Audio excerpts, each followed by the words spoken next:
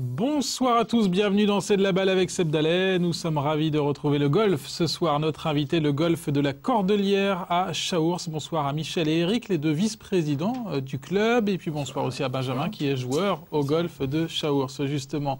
Petite présentation chiffrée du club pour commencer. Combien de licenciés, Michel? 350. 350, c'est un club donc assez important pour le départ. Assez important, oui. Donc maintenant qui arrive deuxième, un petit peu en effectif, on va dire, sur un effectif global de 900 joueurs, 900 membres dans le département. D'accord. 350 membres, c'est quand même assez important. C'est un chiffre qui augmente au fil des saisons ou alors qui a plutôt eu tendance à diminuer depuis l'arrivée de nos collègues la Forêt d'Orient et évidemment aussi l'Ermitage, puisque on se partage, entre guillemets, le gâteau de 900 membres maintenant. Oui, parce que 3 golfs dans l'Aube, c'est pas trop dur à vivre? Ah bah, on le vit bien, mais comme le disait Michel, évidemment, c'est un département qui n'est pas extensible en termes de chaland, si on parle commercial, ce qui n'est pas notre objectif, nous, en tant qu'association, mais nos membres sont importants et évidemment, on est obligé de se répartir la création de golfeurs entre 3 golfs. Donc c'est plus dur que ça l'était. Le golf de la Cordelière reste associatif, c'est compliqué aussi aujourd'hui ça à gérer? Et ça a beau être une association, le golf de la Cordelière est avant tout une entreprise avec des salariés et il faut gérer le quotidien. Et donc évidemment, d'année en année, l'exigence de la gestion, du cadre légal fait que pour des bénévoles, il faut s'adapter. Donc notre métier, entre guillemets, est de plus en plus dur, notre mission est de plus en plus dure. Mais à nous de nous y adapter pour faire face à tous les défis. Concrètement, ce côté associatif, ça change quoi par rapport aux autres golfs, notamment du département, Michel? C'est surtout cette disponibilité, effectivement, comme disait Eric, c'est un travail de professionnel. Il y a des réglementations, il y a un contexte social avec des salariés, puisqu'il y a 10 salariés. Et donc, tout ça demande des compétences, tout demande une disponibilité. Et c'est assez difficile aujourd'hui, dans le contexte d'aujourd'hui, d'être bénévole et en même temps de gérer une entreprise comme ça, même si on est plusieurs, évidemment. Et je crois aussi parce que le bénévolat, quelque part, ou l'associatif en général d'ailleurs, a perdu un petit peu certaines de ses valeurs, où l'individualisme faisant, une attitude peut-être un petit peu parfois clientéliste fait que c'est encore un petit peu plus compliqué qu'auparavant. Eric, vous le constatez, ça? Vous êtes dans la même optique? Oui, on le constate, mais pour autant, on y croit. Hein. C'est-à-dire qu'il ne faut pas dresser un tableau... Vous ne mettez pas la clé non, pas du tout. Non, pas du tout. Mais c'est juste pour mettre en perspective que la réalité est plus dure qu'elle le fut. Pour autant, on a toujours notre raison d'être parce que l'associatif reste quand même une démarche qui est bien différente d'autres projets. Et donc, on y croit et on se bat pour ça. Vous avez quand même aussi des projets pour essayer de faire venir encore plus de monde, alors, justement ? Tous les jours, tout le temps, des projets, entre autres par les jeunes. Je pense qu'on parlera tout à l'heure avec Benjamin, mais entre autres, l'action au travers des jeunes, qui sont le futur de nos clubs, est essentielle, d'autant plus quand on est une association. C'est notre mission première, en tant qu'association, d'être créateur de golfeurs, créateur de nouveaux membres, et donc on s'y attelle. Sachant qu'on est quand même dans un carcan commercial un petit peu compliqué, puisque notre statut associatif ne nous permet pas, justement, de réaliser, par exemple, une action marketing commerciale. C'est dur donc de promouvoir ce sport. C'est un peu plus compliqué, oui. Pour vous. Voilà. On va essayer de se vendre un petit peu, non? Quelles sont les autres particularités par rapport aux 2 autres golfs du département? Je crois qu'il y a un site qui est hors norme. Le château? Il y a toute une histoire aussi. Le château, lui, est hors norme. Le site par lui-même est hors norme. C'est un parcours en forêt, 50 hectares en forêt, 20 hectares à proprement parler de fairway, de green de départ. Un parcours aussi hors norme dans le sens où... J'évoquais tout à l'heure la forêt, une forêt d'arbres centenaires, aussi complantée d'arbres qui viennent un petit peu du monde entier, parce que le comte, à l'époque, qui avait fait construire le château, avait aussi mis en place une espèce de paysage forestier avec des arbres qui viennent de Nouvelle-Zélande, des séquoias, des choses comme ça. Donc quelque chose tout à fait hors norme. On s'y promène dans un espace qui est tout à fait étonnant. Étonnant aussi sur le plan technique parce que on est maintenant un golf qui, il y a quelques années, a choisi d'aller vers une voie plus écologique. Les golfs ont mauvaise réputation, on les a souvent traités de pollueurs, et donc on a décidé un petit peu de faire beaucoup d'efforts dans ce domaine. On a maintenant été rattrapé par la réglementation, comme quoi on avait eu raison de faire des efforts, puisque le Grenelle 3 nous a rattrapés dans cette dimension-là. Et maintenant, on est un golf qui est aux normes et un golf avec une vision écologique extrêmement développée. Et ensuite, en plus, qui apporte à nos membres, au niveau toxicologique, une sécurité absolument totale. Bon, c'est pas bien vendu, ça, Seb ? Voilà, il n'y a pas grand-chose à rajouter. Hein.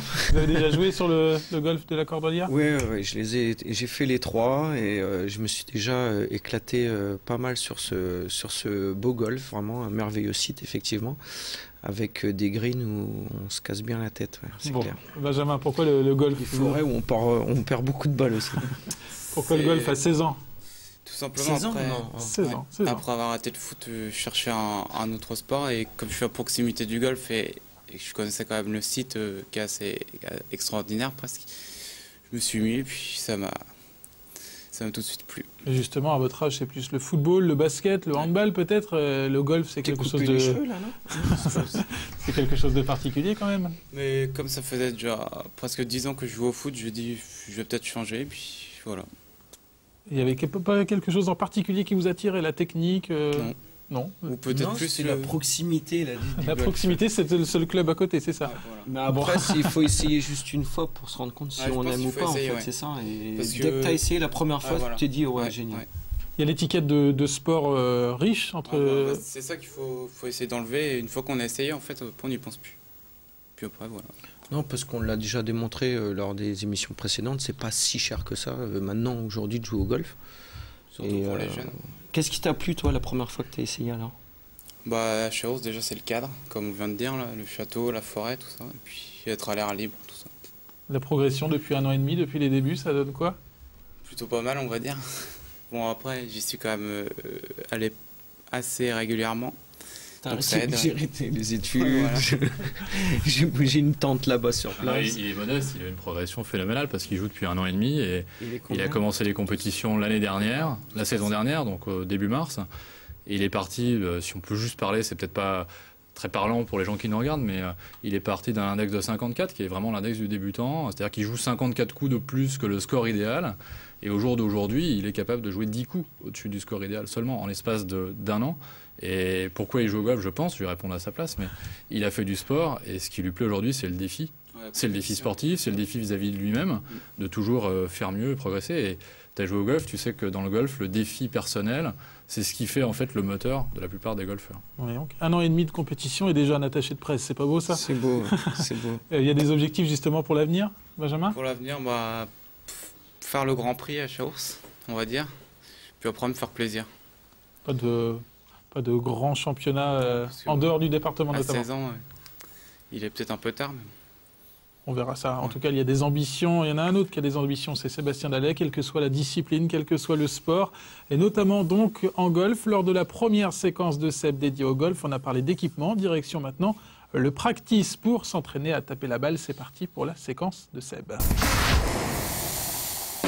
Le 9, ok. C'est un club qui permet de varier ta balle entre 50 et 100 mètres à peu près. quoi. D'accord, avec une face de club donc inclinée à combien de degrés ça Celui-là c'est 47 à peu près. Ça va donner cet angle-là à ta balle, si tu la tapes bien. Une règle de base à avoir, c'est l'extrémité du grip se trouve au niveau de la balle et pas en arrière de la balle. D'accord, ok. Après tu prends ta main gauche, tu la places en haut du club, Voilà. Ta main droite va venir elle un petit peu en dessous. Et ta paume de main va venir se caler contre ton pouce main gauche. Voilà. Les mains sont ensemble. Deux bras le long du corps, impeccable. Voilà. Et contrasté. Pas mal. Le plus gros défaut par exemple des débutants, C'est de ça viser va être la balle. de viser la balle Voilà. déjà. Les joueurs, je te montre. Parce qu'ils veulent trop forcer peut-être et... Ils pensent que c'est une boule de bowling, ils ont confondu le sport au début. Et collé au sol, et il faut la déverrouiller du sol. Donc les joueurs frappent la balle. D'accord. Voilà. Au début, c'est ce qui se passe. Et là j'ai trop forcé. Voilà, tu as joué trop vite ou trop précipité. Alors on monte encore, on prend le club le plus long, le drive. Ouh la vache. Alors drive, c'est toujours des termes un peu en anglais au golf. Drive, c'est la conduite, c'est ton premier coup de départ. Tu conduis la balle au premier coup. Donc on drive, on prend le club le plus long. Il est aussi plus imposant en volume de club en fait. Normalement pour un jeune joueur comme toi, tu vas faire un peu plus de 100 mètres au début. Et un professionnel va essayer d'atteindre les 250 mètres à peu près de moyenne.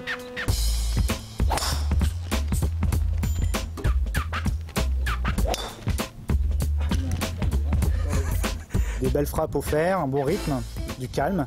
Mais on a retrouvé Seb sanguin, sportif, l'envie d'aller toujours un peu plus vite, un peu plus loin, le plus rapidement possible. Et au drive, on a rencontré des difficultés un petit peu.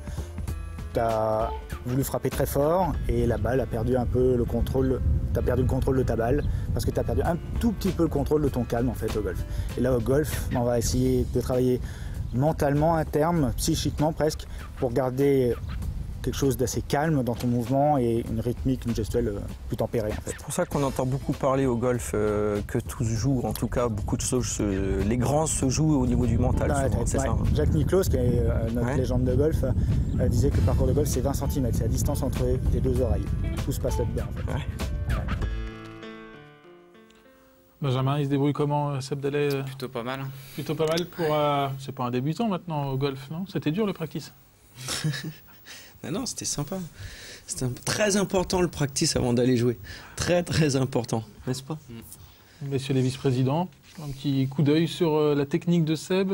Non, pas de commentaire, mais c'est toujours agréable de voir un sportif de haut niveau pratiquer notre sport. Je pense que c'est les meilleurs ambassadeurs pour notre sport. On parlait de vulgarisation tout à l'heure, de casser les images toutes faites, et je pense que c'est la meilleure manière. Et justement, comment on fait pour promouvoir le sport si le statut associatif est un peu plus compliqué? Il y a des tournois, des trophées, comment ça se passe? On voit souvent dans le journal les résultats du trophée de... Oui, il y a les résultats. On a de la chance d'avoir des sponsors qui nous suivent régulièrement, donc qui nous permettent d'animer des compétitions, de les doter en lot. Et puis, il y a le bouche à oreille, beaucoup de bouche à oreille, qui fait que les gens viennent à la Cordelière parce qu'ils en ont entendu parler. On parle des membres, mais aussi on parle des gens qui viennent, ce qu'on appelle en green fee, donc des gens qui viennent pour jouer une journée, pour faire un parcours. Avec la carte verte. Oui, avec la carte verte, il vaut mieux avoir la carte verte pour jouer, c'est préférable. Et voilà, donc il y a tout un... Par les jeunes aussi peut-être? Les jeunes aussi, oui, ceux qui communiquent un peu. Il y a l'école de golf, donc Eric en parlera mieux que moi, c'est lui qui s'en occupe, qui vraiment est en train de bien marcher, de bien drainer un certain nombre de jeunes. Ouais. J'ai une bonne promo pour le golf, pour pratiquer le golf. C'est que quel que soit son métier en dehors, aller jouer au golf, c'est être en communion avec la nature. C'est ne plus penser à rien à part à cette fameuse petite balle blanche qui nous prend bien la tête. Mais c'est vraiment le pur plaisir d'être à l'air libre déjà et de se faire plaisir entre amis, quoi. Bon, Eric, un dernier mot sur l'école justement, avec une petite pépite, là, une jeune qui fait partie des meilleures européennes. Oui, tout à fait. Alors on a une petite pépite, mais c'est très important de parler d'elle. Elle s'appelle Emmanuelle Husson, 10 ans. 10 ans, elle fait partie des 4-5 meilleures joueuses françaises de son âge, si on fait le ratio entre son niveau de jeu et son âge. Donc promise à un grand avenir, donc on compte beaucoup sur elle. Mais elle n'est pas la seule, et ce qu'on a évoqué tout à l'heure avec Benjamin, on a aujourd'hui 3 à 4 enfants dans l'élite de notre école de golf qui ont le même parcours en 1 an et demi qu'a eu Benjamin, donc c'est vraiment notable et ça montre les efforts que nous avons faits. L'école de golf, le sportif en général, c'est vraiment ce qui doit nous différencier en tant qu'associatif. On a pendant de très nombreuses années été un fer de lance sur le golf de haut niveau, en tout cas le golf sportif, puisqu'on a 5 équipes qui sont représentées dans les divisions nationales, avec pour certaines un très haut niveau, puisque les femmes sont en 2e division, donc tout de suite à la porte de la 1re division, donc elles sont dans le top 30 des clubs français.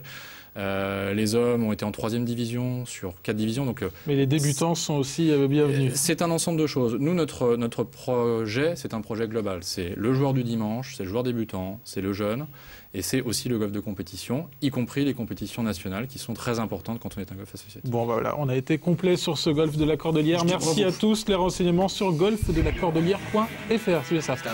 Merci. On se retrouve la semaine prochaine, Seb, pour un nouveau sport. Ce sera avec le CHA, le club handisport troyen. Belle soirée à tous sur Canal 32.